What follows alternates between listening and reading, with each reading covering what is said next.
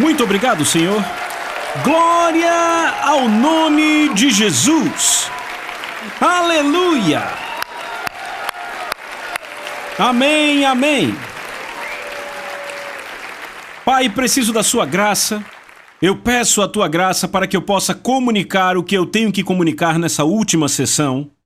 Há tanto mais a tratar, mas, Senhor, você sabe exatamente o que precisa ser tratado. Então, Espírito Santo, revele Jesus a nós e que possamos ir de glória em glória. No poderoso nome de Jesus oramos e todos que concordam gritam: amém. Louve a Ele mais uma vez. Amém. Amém, amém, amém. Você pode sentar. Na última sessão falamos do senhorio de Jesus. Falamos sobre o que acontece quando o crente ouve a palavra, mas não a pratica. Um véu cobre seu coração e esse véu é chamado de engano. O engano é assustador porque você crê com todo o coração que está certo, quando na verdade está errado. É assustador, certo? Mas a Bíblia diz que quando alguém se converte ao Senhor, pelo temor do Senhor, se converte a Ele, treme diante da sua palavra, obedece com seu coração e mente, não obedecer a palavra para apenas tirar vantagem, mas obedecer a Ele com seu coração, o véu é retirado. Então a obediência a Deus, terminamos com esta frase a última sessão: mantém os seus olhos descobertos. Mantenha os seus olhos descobertos para que você possa ver, como num vidro, num espelho, a glória do Senhor. E à medida que você o vê, é mudado àquela imagem de glória em glória. Então, o que o apóstolo Paulo está dizendo em 2 Coríntios capítulo 3 é que somos mudados para aquilo que contemplamos. Você pode dizer amém? Jesus disse em Mateus 6, 22 e 23, a lâmpada do corpo são os olhos. Se desta forma, ou seja, a forma como se percebem as coisas, se desta forma os olhos ou a forma como você percebe as coisas forem bons, todo o seu corpo será cheio de luz. Mas se seus olhos forem maus, ou seja, a percepção estiver ruim, todo o seu corpo será cheio de trevas. Então, se a luz que há em você forem trevas, quão grandes serão essas trevas? Jesus disse, se os olhos forem bons, todo o corpo será cheio de luz. Por isso que Paulo orou para que os olhos do coração fossem iluminados. Jesus fala deles tendo olhos para ver e não vendo. Isso os impedia de serem curados. E ele disse, se seus olhos forem maus, todo o corpo é cheio de trevas. A forma como você percebe as coisas é errada, contrária à forma como Deus vê as coisas. Seu corpo será cheio de trevas. E então ele faz uma declaração bem interessante. Então, se a luz que há em você forem trevas, quão grandes serão essas trevas? Essa declaração não é feita a um incrédulo. Ou seja, se os olhos forem maus, todo o corpo será cheio de trevas, não é para um incrédulo. É uma declaração feita para o crente, uma pessoa que conhece a palavra de Deus. A luz está nela. Jesus está dizendo que se a nossa percepção for obscurecida ou coberta por um véu devido à falta do santo temor, essas trevas realmente serão maiores que as trevas que encobrem aqueles que nunca viram ou ouviram a verdade. Lembra de Pedro dizendo que melhor seria que eles nunca tivessem tido conhecimento da verdade do que perder o temor do Senhor e se desviar. Pedro nos incentiva dizendo que Deus nos deu as suas preciosas e muito grandes promessas, a palavra de Deus, para que por elas, suas preciosas e muito grandes promessas, vos torneis coparticipantes da natureza divina, livrando-vos da corrupção das paixões que há no mundo. Ele explica que o cumprimento desta promessa seria tanto condicional quanto progressivo. Ouça com atenção. Pedro está falando das preciosas e muito grandes promessas, que é a palavra de Deus, Jesus, a palavra viva, que isso nos foi dado para sermos participantes da sua natureza, mas então Pedro vai e diz que é tanto condicional quanto progressiva. O que isso significa, ser condicional e progressiva? No verso 19 de 2 Pedro capítulo 1, ele diz, fazeis bem em atendê-la, repita, atendê-la, como a uma candeia que brilha em lugar tenebroso, até que o dia clareie e a estrela da alva nasça em vosso coração. Qual é a condição? A condição é dar ouvidos à palavra de Deus, como Tiago disse. E qual é a progressão? À medida que trememos e obedecemos a luz da sua glória aumentará. Ela começa como a força da alva e continua de glória em glória, até brilhar como o sol em sua plena força no novo dia. Eu vou ler de novo. Fazeis bem em atendê-la. Esta é a condição. Como a uma candeia que brilha em lugar tenebroso, estamos contemplando a glória do Senhor. No espelho, até que o dia clareie, começa agora a iluminar e passamos a ver como num espelho, e a estrela d'alva nasça em vosso coração. Provérbios 4,18 confirma isso quando diz: o caminho do justo é como a luz da aurora que vai brilhando mais e mais até ser dia perfeito.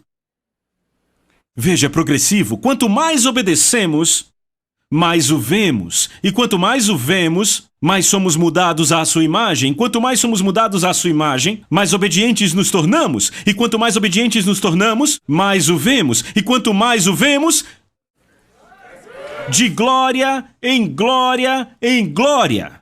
É por isso que uma pessoa pode se sentar na igreja, ouvir um pregador ungido e sair dizendo: que cara para falar alto. Foi informação demais, demorou muito. Mas outra pessoa sai e está completamente mudada. O mesmo culto, o mesmo pregador, a mesma unção. O que aconteceu? Um deu atenção e o outro não. Estão comigo? No dia perfeito nós brilharemos como o sol para sempre. Jesus disse isso em Mateus 13:43. Eu recomendo que você anote e depois leia.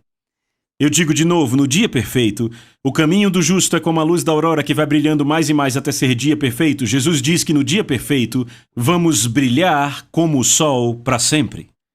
Por quê? Porque ao contemplarmos a glória do Senhor no espelho, da sua palavra revelada, somos transformados, mudados, na mesma imagem do Senhor, de glória em glória. Isso descreve o processo que a Bíblia chama de desenvolver a sua salvação. Repitam, desenvolver. Paulo diz a esta igreja. Agora, antes de eu ler esta passagem, o que Paulo diz à igreja de Filipe, apenas pense o que teria acontecido a Israel se eles tivessem dado atenção a isso. Certo? Pense nisso quando ouvir essas palavras. Filipenses capítulo 2, versos 12 e 13. Paulo diz: assim, pois, meus amados, como sempre obedecestes, não só na minha presença, porém muito mais agora na minha ausência, desenvolvei a vossa salvação com temor e tremor. Porque Deus é quem efetua em vós tanto querer como realizar segundo a sua boa vontade. Eu sei que essa é uma carta de Paulo aos Filipenses, mas lembre que de fato é uma carta de Deus para nós, porque não há interpretação particular na Bíblia. O que Paulo está dizendo eu sei que vocês obedeceram quando eu estava presente. O que Deus está dizendo é: vocês obedecem quando sentem minha presença. Israel obedeceu quando a presença do Senhor deu a eles o que queriam, quando eles queriam. Quando ele abriu o mar vermelho, eles o louvaram. Quando viram os inimigos mortos, o louvaram. Quando ele os livrou do Egito, eles o louvaram. Quando ele lhes deu a água que queriam, começaram a louvar. Mas quando a presença de Deus não estava tão manifesta, e eles não tiveram o que queriam quando queriam, eles reclamaram. Paulo diz, e na verdade é o Espírito Santo dizendo para nós, eu quero que você preste muita atenção nisso, pois o Espírito Santo está falando com você pessoalmente. Assim, pois, amados meus, ele está dizendo assim, amado Bill, assim, minha amada Jen, assim, meu amado Tom. Assim, pois, amados meus, como sempre obedecestes, não só na minha presença, porém muito mais agora na minha ausência, desenvolvei a vossa salvação com temor e tremor, porque Deus é quem efetua em vós tanto querer quanto realizar. As Escrituras descrevem dois diferentes aspectos da presença de Deus, e eu já falei aqui, a primeira a sua presença manifesta e a outra a onipresença. Eu quero que considerem José. Todos conhecem a história, eu não vou gastar muito tempo contando ela. José é o 11º filho. Seus irmãos não gostam dele, pois ele é o preferido do pai, e ele era meio metido e contador de histórias. Então o que acontece é que seus irmãos, por inveja, por ódio, lançam Moisés num poço e destroem a sua roupa colorida, a sujam com sangue de animal. Eles o vendem como escravo para o Egito, e veja, eles poderiam tê-lo matado, mas descobriram que podiam ganhar dinheiro vendendo ele. E naquela época, ser vendido como escravo era como matar um homem. Porque não só você seria escravo para o resto da vida, mas também a sua esposa e filhos o seriam.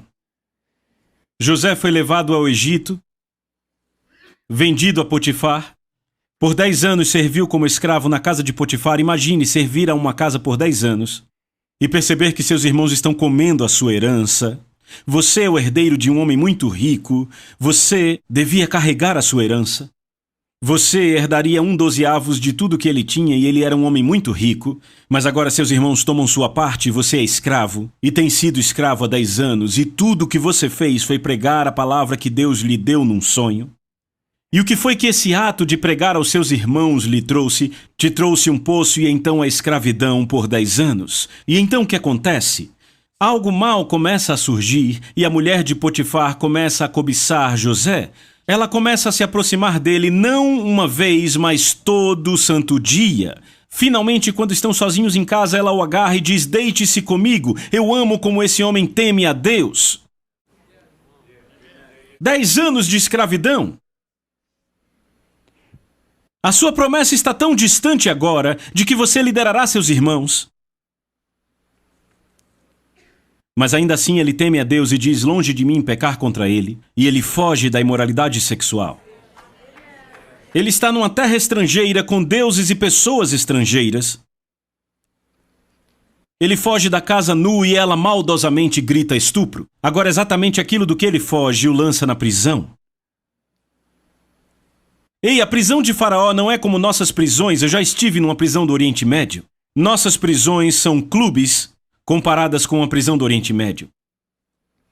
Normalmente é subterrâneo, numa cisterna abandonada, cerca de 1,20 m de altura. Não dá nem para levantar.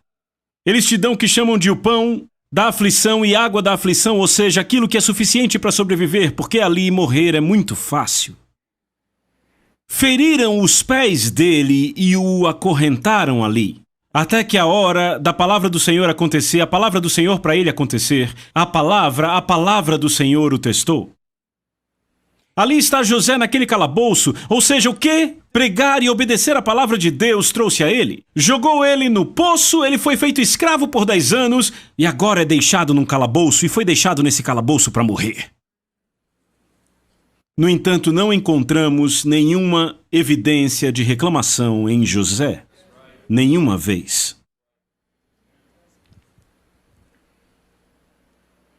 Quantas pessoas estariam reclamando e maldizendo, dizendo: "Deus, eu não acredito que você fez isso comigo. Você disse em sonho que eu guiaria meus irmãos. Eu apenas proclamei a tua palavra e o que isso me trouxe? Me trouxe a escravidão e eu obedeci fugindo daquela mulher. E o que isso me trouxe? O calabouço. Parece que quanto mais eu te obedeço, pior minha vida fica." Ele não reclama, mas, veja, Israel, seus descendentes, reclamaram quando não tinham água. Finalmente, o maior teste do temor do Senhor vem a Moisés. Sabe qual foi? Deus leva 2 prisioneiros ali, um mordomo e um padeiro. Qual é o teste? Qual é o teste do seu temor do Senhor? Ele consegue proclamar aquele padeiro e mordomo a fidelidade de Deus quando ele não viu nenhum traço dessa fidelidade de Deus em sua vida por 12 anos? Pense nisso. Deus diz: "Você será líder sobre seus irmãos." Ele saiu do poço para a escravidão, para o calabouço, para morrer. Ainda assim ele proclama a fidelidade de Deus. Ele obedece não só na presença de Deus, mas em sua ausência. E se José fosse como muitos crentes na América, ele diria: "Me deixem em paz. Vocês tiveram sonhos ontem à noite? Eu já tive um sonho. Me deixem em paz." Ele teria morrido naquele calabouço como um homem amargo, dizendo: "Deus não cumpriu suas promessas, pois não temeu a Deus." Temer a Deus é obedecer mesmo quando parece que não há benefício em obedecer. Significa obedecer mesmo quando parece que a promessa de Deus não vai acontecer. Significa obedecer por causa de quem Ele é. Ele é Deus.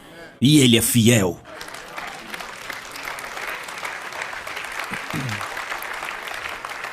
Não encontramos nenhuma evidência de José reclamando, nenhuma vez. Os descendentes de José eram muito diferentes. Obedeciam quando seus desejos eram atendidos e quando Deus manifestava o seu grandioso poder a favor deles. Sempre que ficavam desanimados ou se sentiam abandonados, rapidamente se desviavam caindo em desobediência. O grande teste para ver se você é espiritual não é quando se está na presença de Deus, mas quando as portas do inferno se abrem e parece que Deus está a 1 milhão de quilômetros de distância e não está, mas você ainda escolhe obedecer. Esse é o temor do Senhor. O primeiro sintoma do desvio sempre vem na forma de reclamações, e eu vou repetir o que já disse em lições passadas: a reclamação é uma assassina. Ela diz a Deus: eu não gosto do que você está fazendo na minha vida, se fosse eu faria diferente. Ouça o que Paulo está dizendo em Filipenses capítulo 2, do 12 ao verso 14, é de impressionar. Desenvolvei a vossa salvação com temor e tremor, porque é Deus quem efetua em vós tanto querer como realizar segundo a sua boa vontade. Agora prestem atenção, fazei tudo sem reclamações. Paulo sabia. Veja, eu gosto de dizer assim, a reclamação é como um tobogã. Já andou no tobogã? Já viu como a gente vai rápido ali dentro? Mas ser grato a Deus é como subir escadas. Você não sobe tão rápido, mas sobe. Aquele tobogã, rapaz, te joga lá para baixo muito rápido. Reclamar é como um tobogã. Ser grato a Deus é como uma escadaria. É muito fácil ser grato a Deus quando os céus estão abertos, quando o pão desce, quando o mar vermelho é aberto, mas e quando você está encurralado? Você vai reclamar ou vai louvar? Você vai reclamar ou obedecer? Deus não disse, por tudo dai graças, e muita gente entende isso errado e começa dizendo, pai, obrigado pelo câncer de mama, graças a Deus, sabe, pela doença. Não, você não agradece a Deus pela doença quando Jesus pagou um preço tão terrível para te livrar dela. Há uma grande diferença em tudo dai graças e por tudo dai graças. A Bíblia não diz, por tudo dai graças, diz em tudo. José continuou, grato, permaneceu no temor do Senhor e nunca reclamou. Você está comigo? Deus nos adverte severamente a não deixarmos que a reclamação crie raízes em nosso coração. Não fomos deixados indefesos ao seu intenso ataque. O temor do Senhor é a força dentro de nós que mantém a reclamação, essa assassina, de fora. A Bíblia diz em Provérbios 14, 27, o temor do Senhor é fonte de vida para evitar os laços da morte. Ouviu isso? O temor do Senhor é uma fonte, primeiro entenda isso, é uma fonte de vida. Para evitar os laços da morte. José viveu num deserto espiritual por mais de 12 anos, parecia que nada estava indo do jeito dele. Não havia nada para fortalecê-lo ou animá-lo. Mas havia uma fonte de onde José extraía suas forças, uma fonte interna. Essa fonte provia a força de que ele precisava para obedecer a Deus em tempos árduos. Era o temor do Senhor. Ele foi capaz de evitar as ciladas do ódio, da ofensa, dos ciúmes, do ressentimento, da ira, do adultério através das águas que dão vida, provenientes desta fonte, o temor do Senhor. Os que forem sábios como José, Daniel aponta isso em Daniel 12, verso 3. Os que forem sábios, que têm o temor do Senhor, resplandecerão como o fulgor do firmamento, e aqueles que a muitos conduzirem à justiça como as estrelas sempre e eternamente. José passou no teste definitivo. Se ele não temesse a Deus nesses momentos finais, ainda estaria murmurando contra o que parecia ser Deus e sua fidelidade. E uma nação inteira foi liberta da fome porque um homem, José, temeu a Deus. Então vamos continuar a ver o que Paulo escreve aos Filipenses. Paulo escreve no verso 12, assim pois, amados meus, como sempre obedecestes não só na minha presença, porém muito mais agora na minha ausência, desenvolvei a vossa salvação com temor e tremor, pois Deus é quem efetua em vós tanto querer quanto realizar segundo a sua boa vontade, façam tudo sem reclamações, nem disputas, para que possam, agora ouçam, para que, repitam, para que vos torneis irrepreensíveis e sinceros, filhos de Deus inculpáveis no meio de uma geração pervertida e corrupta, na qual resplandeceis como luzeiros no mundo. Brilhando mais e mais até ser dia perfeito. É assim que brilhamos como luzeiros num mundo perdido. Eu estou convencido que se a igreja na América andasse no temor do Senhor, veríamos uma colheita de almas como nossa geração jamais viu antes. Eu estou completamente convencido disso. As duas últimas coisas que eu quero falar com vocês são as seguintes. É interessante que Paulo escreve em Colossenses 1:28, o qual anunciamos advertindo, repita, advertindo a todo homem e ensinando a todo homem em toda sabedoria para que apresentemos todo homem perfeito em Cristo. Ou seja, para apresentar alguém perfeito em Cristo não basta ensinar, mas tem que se advertir também. Na América temos que aprender a abraçar as advertências de Deus. Você está comigo? Por alguma razão hoje só queremos encorajamento, ensino, não queremos mais exortação, não me confronte, não me advirta, não quero ouvir isso. E isso é pouco sábio. Quando criança, os ensinos do meu pai me ajudaram, mas seus avisos me salvaram a vida. Quando eu corria para a rua para pegar uma bola, enquanto eu estava correndo, meu pai gritava, "Johnny!" Eu congelava. Talvez até chorasse um pouco, porque a voz dele era muito forte, mas salvou minha vida. Você está comigo? O Novo Testamento fala frequentemente dos muitos que cairão nos últimos dias. Paulo diz aos Tessalonicenses, e eu quero que você ouça com atenção, mas a respeito da vinda do nosso Senhor Jesus Cristo, Messias, e da nossa reunião para encontrá-lo, imploramos a vocês, irmãos, ouçam isso, imploramos, que ninguém vos engane ou perturbe de forma nenhuma, pois este dia não chegará sem que a apostasia venha primeiro. Então, em parênteses, a Bíblia Amplificada diz, a não ser que a grande queda que foi predita daqueles que professaram ser cristãos chegue. A Bíblia diz que nos últimos dias haverá uma grande queda da fé, antes do homem da iniquidade ser revelado. A palavra apostasia é a mesma no grego, apostasia. A definição de Strong's é separação da verdade, cair de algo ou abandonar. A definição de Thayer é uma queda, uma deserção, apostasia. No dicionário, é definida como o abandono de uma crença religiosa. Notem que ele diz apostasia predita. Repitam, predita. Em 2 Tessalonicenses capítulo 2, verso 3, na Bíblia Amplificada diz a grande queda predita.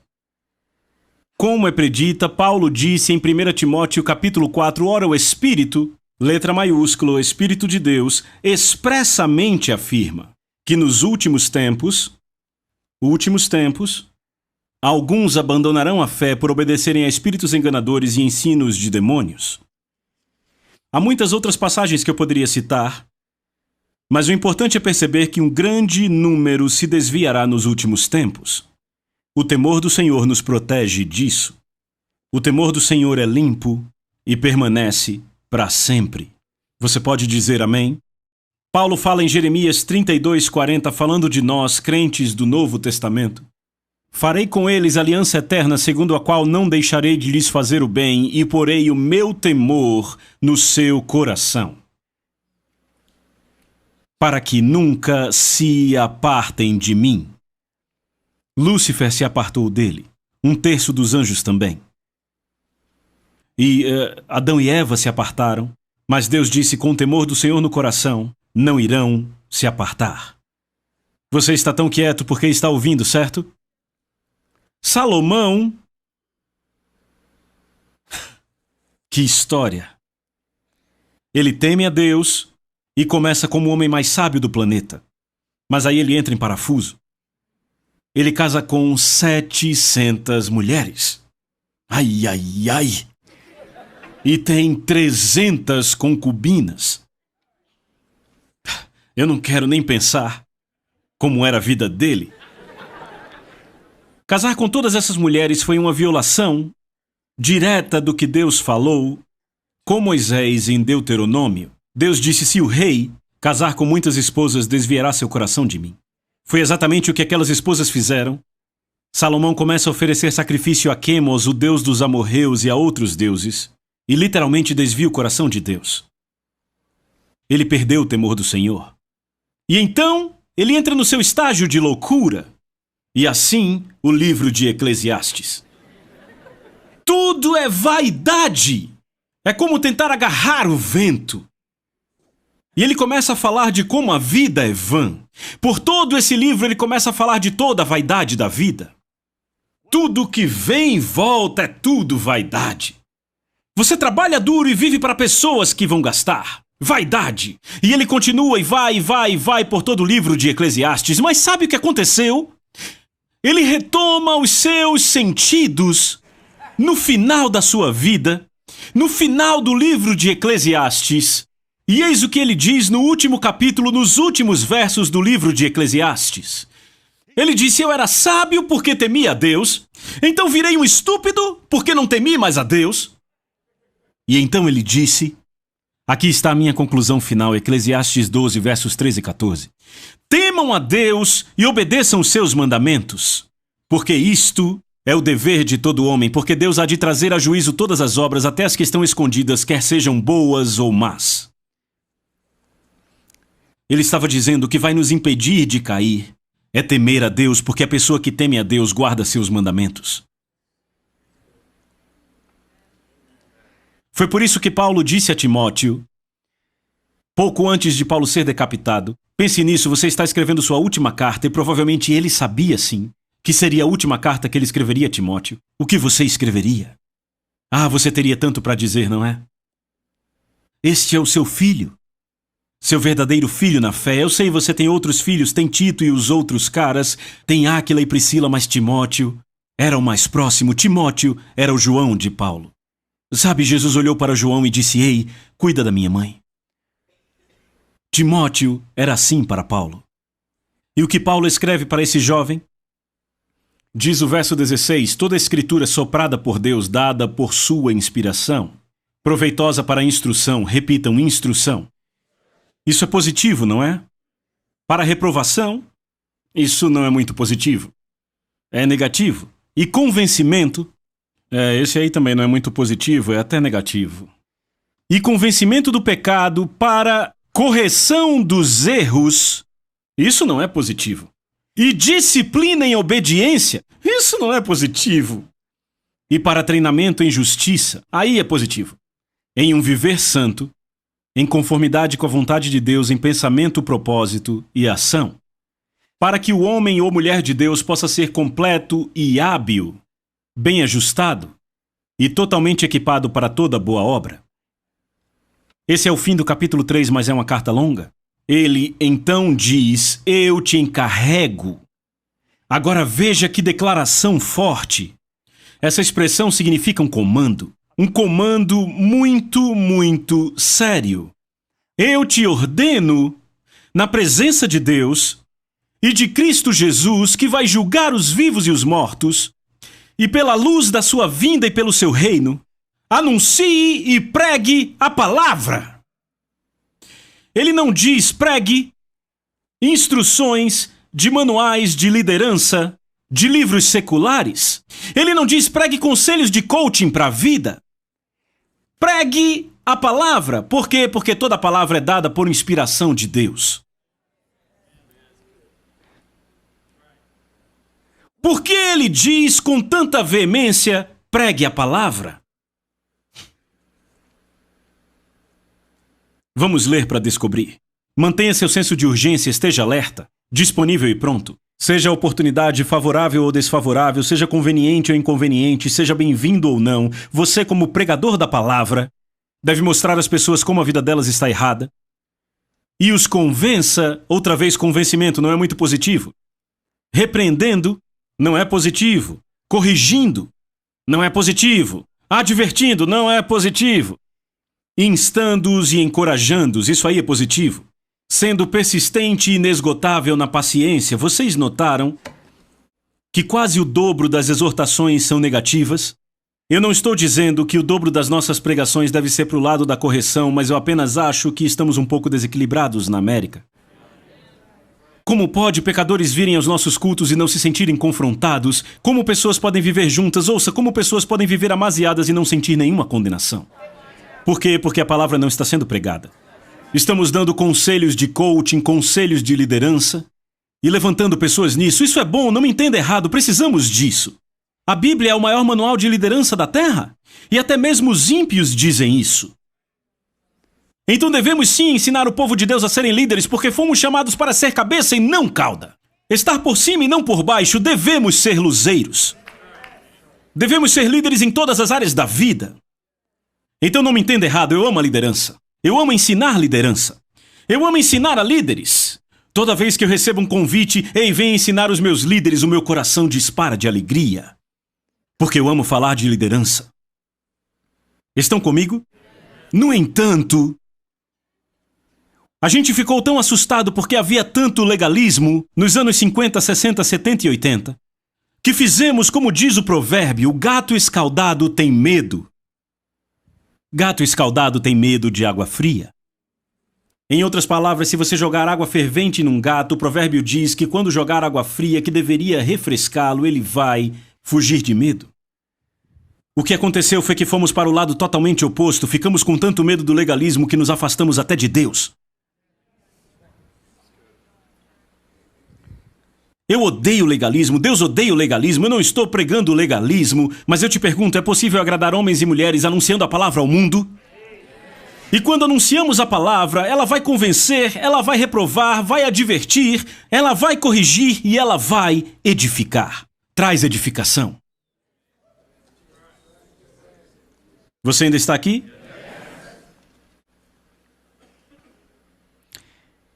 Instando-os e os encorajando, sendo persistente e inesgotável na paciência. Então por que Paulo encarrega Timóteo de pregar a palavra? Porque ele diz no verso 3, pois o tempo está chegando e amigos, o tempo já chegou. Quando as pessoas não tolerarão ou suportarão o ensino sadio e saudável, a palavra aqui é doutrina. A doutrina é a espinha dorsal que mantém a igreja de pé.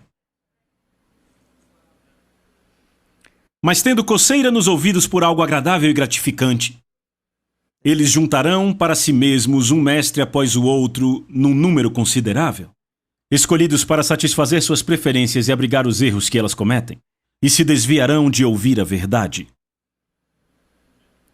Se trememos diante da palavra, não faremos isso. Você pode dizer amém? A segunda coisa que eu quero dizer para vocês, para concluir, o maior benefício do temor do Senhor, e eu quero ler isso direto do livro, pois eu passei um capítulo inteiro falando do assunto, e para mim é o aspecto mais empolgante do temor do Senhor. Mas não foi me dado o privilégio de falar disso aqui, porque o Espírito Santo me fez tratar de outros assuntos nesta série. Então, por favor, leiam o último capítulo do livro. É o fato de que Deus reserva a amizade dele, para aqueles que o temem. E ele mostra a essas pessoas o segredo da sua aliança. Salmos 25:14 diz: a intimidade do Senhor é para os que o temem, aos quais ele dará a conhecer sua aliança. Na Nova Tradução Viva diz assim, e a propósito o pastor Rick Renner me disse que é uma das traduções mais precisas e ele é um especialista. A amizade com o Senhor é reservada para aqueles que o temem. Com eles ele compartilha os segredos da sua aliança. Se olharmos Abraão era amigo de Deus e ele sabia o que Deus faria com Sodoma e Gomorra, e Ló não sabia. Ló era um homem justo, mas não sabia o que Deus estava fazendo. Abraão soube o que Deus ia fazer antes dele fazer e ainda o ajudou a executar. Moisés soube o que Deus ia fazer e o ajudou a decidir o que fazer. Israel só conhecia Deus na resposta das suas orações. Israel conhecia suas obras, Moisés seus caminhos. Jesus disse: vocês são meus amigos se fizerem tudo o que eu lhes ordenar. Ele não disse só vocês são meus amigos, mas são meus amigos se fizerem tudo o que eu lhes ordenar. Esse é o temor do Senhor, é tremer diante da sua palavra. Eu creio com todo o meu coração que esta será a maior geração que já andou na face da terra.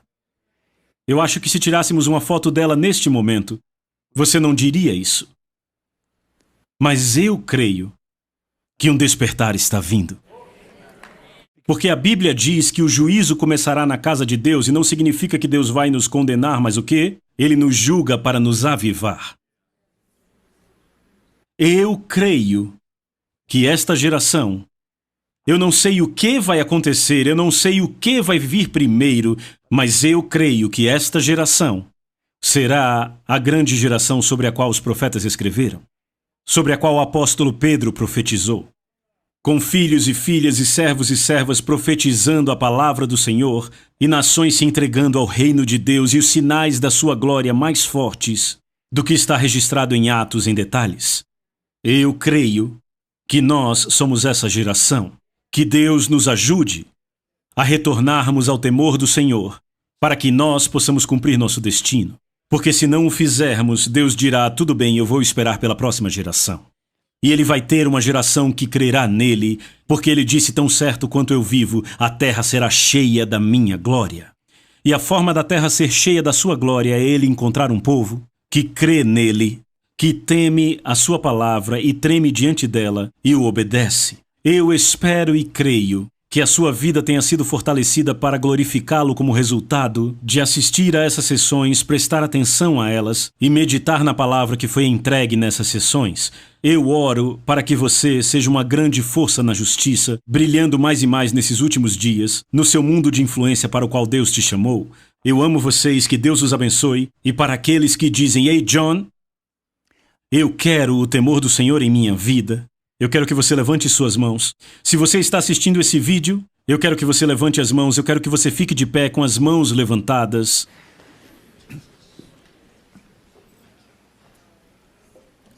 Pai, em nome de Jesus,